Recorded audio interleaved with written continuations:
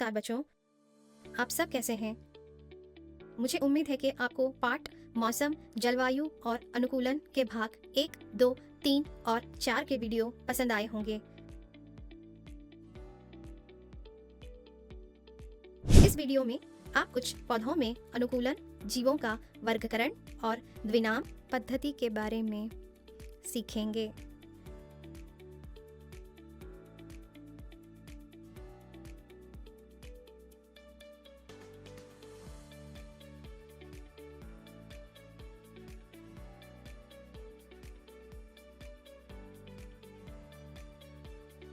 सीखने के उद्देश्य: हम विभिन्न नई चीज़ें सीखेंगे, जैसे कि विभिन्न पौधों के कुछ आवास और विशेषताएं,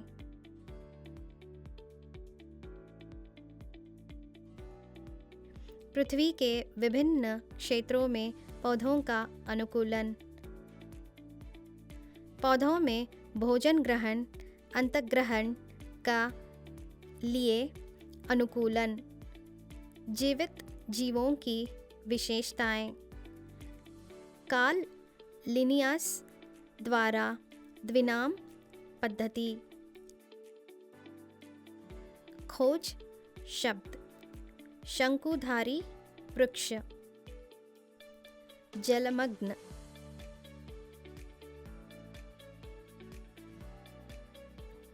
जलकुंभी, मुसब्बर, एलो, बबुल,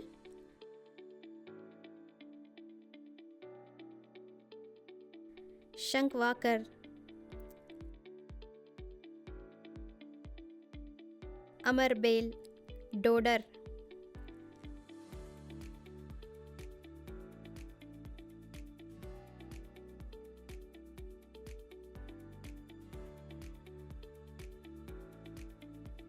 हॉस्टोरिया, चूसने वाली जड़ें, भक्करी,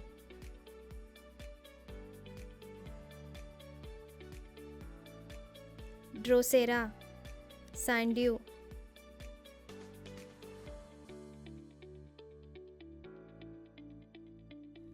द्विनाम पद्धति, द्विपद नामकरण, अवधारणा मानचित्र,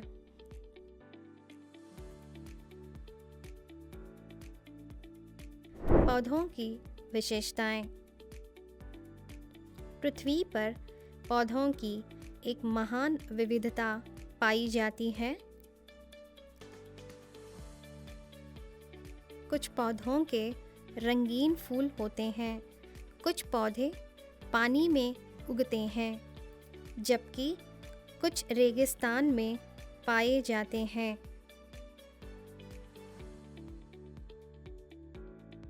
जहाँ पानी की कमी होती है, कुछ पौधे केवल बर्फीले क्षेत्रों में पाए जाते हैं। कुछ पौधों को माइक्रोस्कोप के बिना नहीं देखा जा सकता है। कश्मीर और राजस्थान के सभी पौधे एक ही प्रकार के नहीं हैं। आप उनके बीच बहुत अधिक अंतर पा सकते हैं। शंकुधारी वृक्ष जैसे देवदार और चिड़ कश्मीर जैसे बर्फीले क्षेत्रों में फलते फूलते हैं, जबकि राजस्थान के रेगिस्तानों में कैक्टस और अकेशिया बबल जैसे पौधे पाए जाते हैं। अपने आसपास के विभिन्न जल निकायों जैसे नदी, झरना, तालाब या झील का दौरा करें। आप स्थलीय और जलीय पौधों के बीच विशेषताओं में अंतर पाते हैं। इसका मतलब है कि वे किसी विशेष वातावरण के अनुकूलन हो रहे हैं। आइए विभिन्न पौधों में विभिन्न प्रकार के अनुकूलन पर ध्यान केंद्रित करें। जलीय पौधों में अनुकूलन। 1. कुछ जलीय पौधे जल निकायों के तल पर मिट्टी में मजबूती से जड़ें होते हैं। 2. उनके तने जलमग्न होते हैं, जबकि पत्तियां और फूल सतह पर तैरते हैं। 3. कुछ पौधे पूरी तरह पे तैरते हैं। उनकी जड़ें मिट्टी में लंगर नहीं डालती। वे छोटी और रेशेदार होती है, जो उन्हें तैरने और हल्के बनने में सक्षम बनाती है। 4. कई जलीय पौधों की पत्तियों और तनों की सतह मोमी परत से ढकी होती है, ताकि सड़ने से बचा जा सके।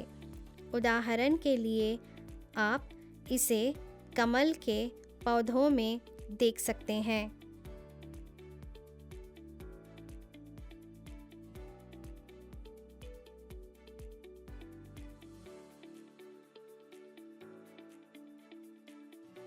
यह आकार उन्हें पानी की तेज धाराओं का सामना करने में मदद करता है।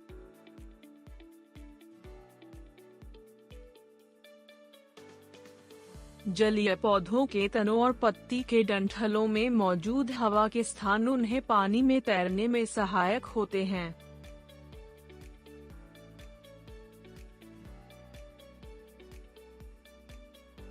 रेगिस्तानी पौधों में अनुकूलन। आइए एक गतिविधि के साथ इसे सीखें। 2 गमले के पौधे लें, एक कैक्टस और एक पत्तेदार पौधा।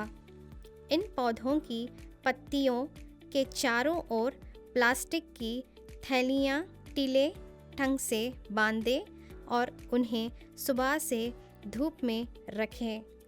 दोपहर में उन गमलों को कक्षा में लाएं और उनका निरीक्षण करें।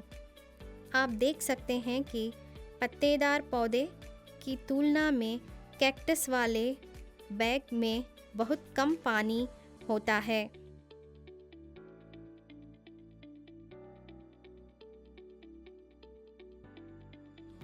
रेगिस्तानी पौधे या तो पत्ती रहित होते हैं या उनकी पत्तियां छोटी सुइयों की तरह होती है या कांटों में रूपांतरित हो गई है।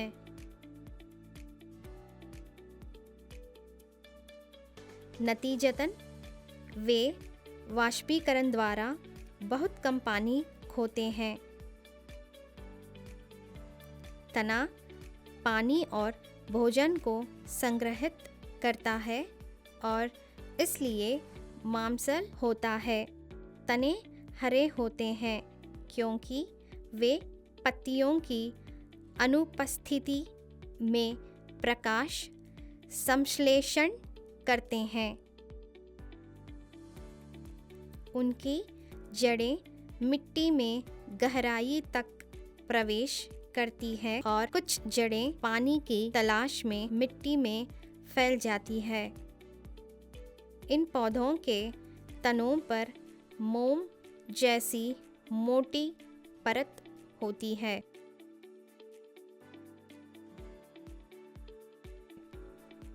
वे पतले और दुबले होते हैं, जैसे एक रिबन। बर्फीले क्षेत्रों में पौधों में अनुकूलन। आलू, मूंगफली, शकरकंद, जलकुंभी, एलो, बबुल,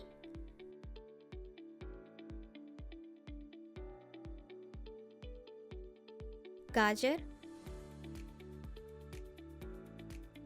प्याज, चुकंदर, करेला, अंगूर की बेल आदि जैसे पौधों और अपने आसपास के अन्य पौधों का अवलोकन करें। ढलान वाली शाखाएं बर्फीले क्षेत्रों में पौधों के लिए किस प्रकार उपयोगी हैं?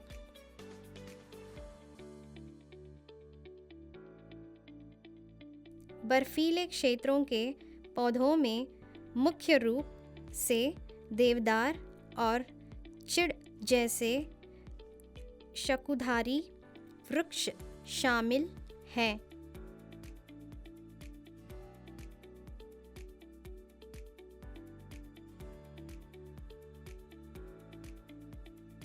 ये पेड़ अपनी ढलान वाली शाखाओं के कारण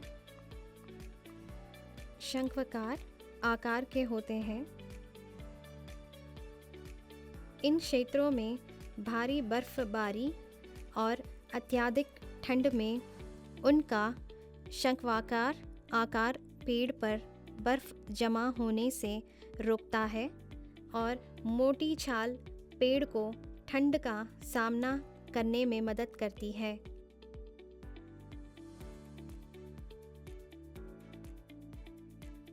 वन क्षेत्रों में पौधों में अनुकूलन।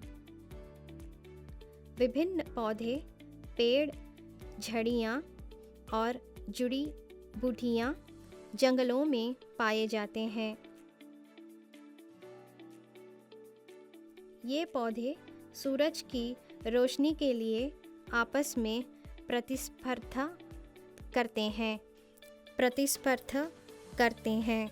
इसलिए सूरज की रोशनी को प्राप्त करने के लिए पेड़ लंबे होते हैं और बेलें और लताएं पेड़ों के सहारे बहुत ऊंचाई तक बढ़ती हैं। कुछ बेलों के तनों पर कुंडलित तंतु अनुकूलन का एक उदाहरण है।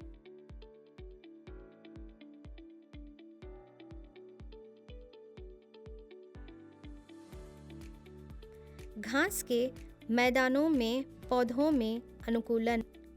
घास के मैदानों में विभिन्न प्रकार की झाड़ियाँ और घास पाई जाती हैं।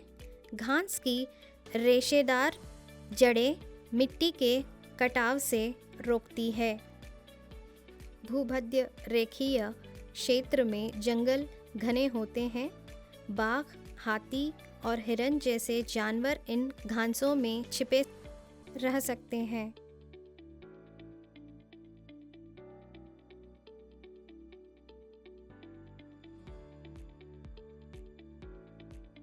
लेकिन ठंडे क्षेत्रों में घास बहुत छोटी होती है।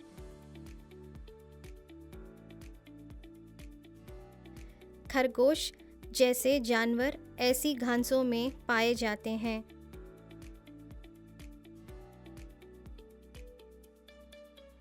पहाड़ी क्षेत्रों के साथ साथ मैदानों में भी विशाल घास के मैदान पाए जाते हैं।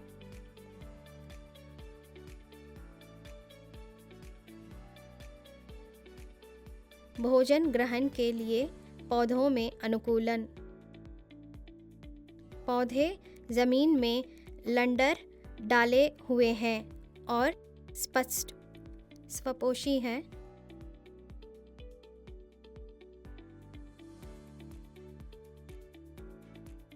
लेकिन अमरबेल, कस्क्यूटा जैसे पौधे परजीवी होते हैं।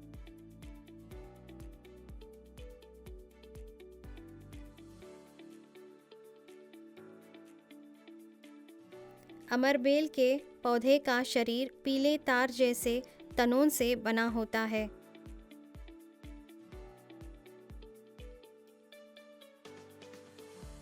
यह पत्ती रहित है और प्रकाश संश्लेष नहीं कर सकता है।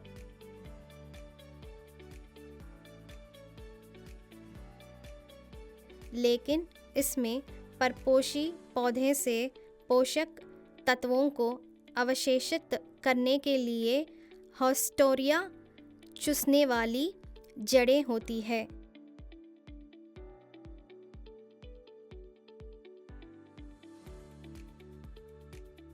ये जड़ें परपोषी पौधे के संवहन वाहिकाओं तक प्रवेश करती है ताकि पानी और भोजन को अवशेषित किया जा सके।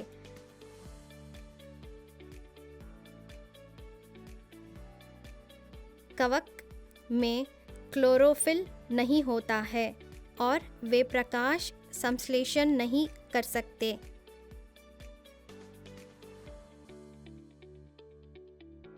हैं वे भाकरी और ब्रेड जैसे स्टार्चयुक्त खाद्य पदार्थों से भोजन प्राप्त करते हैं।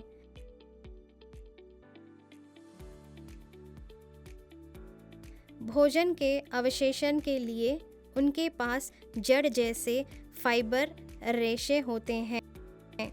पौधों को वृद्धि के लिए नाइट्रोजन, फास्फोरस और पोटेशियम की आवश्यकता है।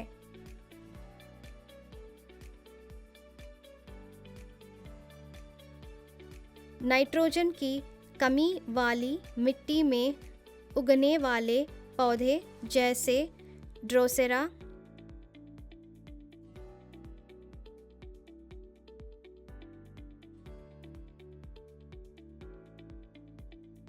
Suryakant, Venus, fly trap, pitcher plant आदि।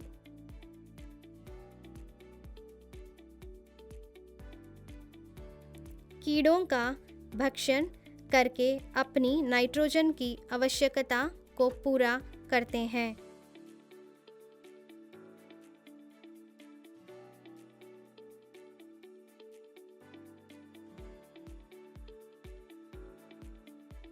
इन पौधों में अनुकूलन देखे जाते हैं जो कीड़ों को आकर्षित करने और उन्हें बंदी बनाने का काम करते हैं। आपने देखा है कि विभिन्न पौधे कैसे जीवित रहने के लिए अनुकूलित हुए हैं। अब हमें यह जानने की ज़रूरत है कि इन सभी जीवों का वर्गीकरण। जीवों को क्यों वर्गीकृत किया जाता है? पौधों और जानवरों के वर्गीकरण के लिए किन मानदंडों का उपयोग किया जाता है?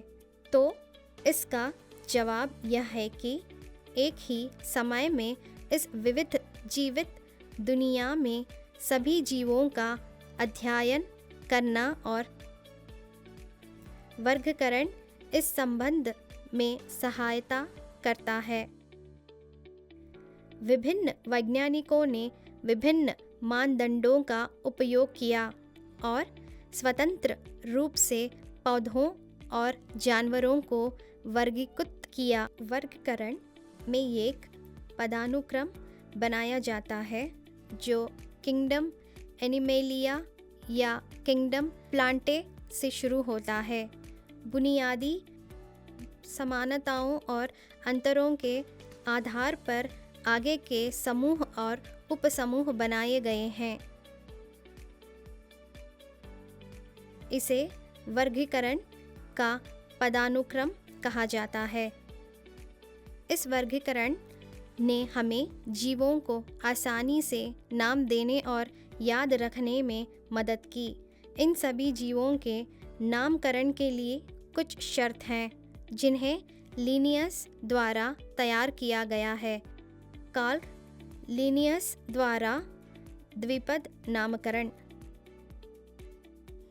सोचिए कि 4 छात्र हैं जिनका नाम अमित है और जब आप अपने दोस्तों के साथ विशेष अमित के बारे में चर्चा कर रहे हैं, आप कैसे जानेंगे कि आप किस अमित के बारे में बात कर रहे हैं?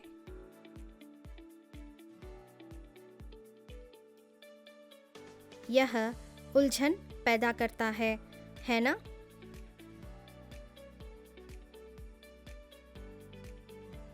यह हर चीज़ के साथ आम है, चाहे वह व्यक्ति हो, स्थान हो, वस्तु हो या जानवर।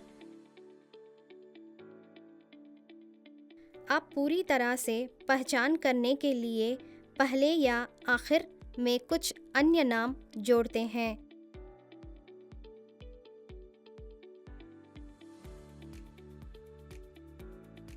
इसलिए उसी तरह वैज्ञानिक कार्ल लिनियस ने नामकरण का एक तरीका खोजा जिसे द्विनाम पद्धति कहा जाता है, जो हमें कुछ पृथक और उपसर्ग जोड़कर नामों को आसानी से पहचानने में मदद करता है।